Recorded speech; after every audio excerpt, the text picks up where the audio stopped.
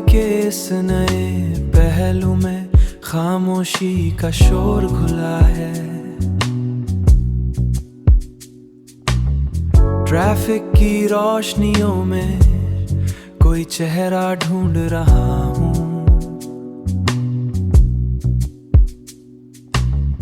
रेती घड़ी में वक्त थमा है या मैं खुद ही कहीं गुम हुआ हूँ। बहती हुई है ये जिंदगी, हर मोड़ पे एक नया किस्सा।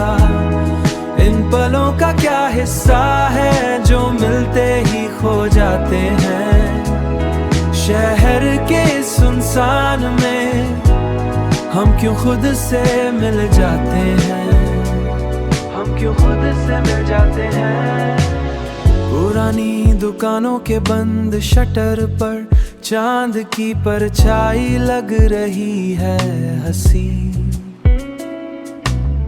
मैंने पूछा आज अपने आप से, क्या ढूंढता हूँ मैं इस भीड़ में। हर अजनबी की आंख में कोई पुराना सा ख्वाब देखा है। बहती हुई है ये जिंदगी, हर मोड़ पे एक नया किस्सा।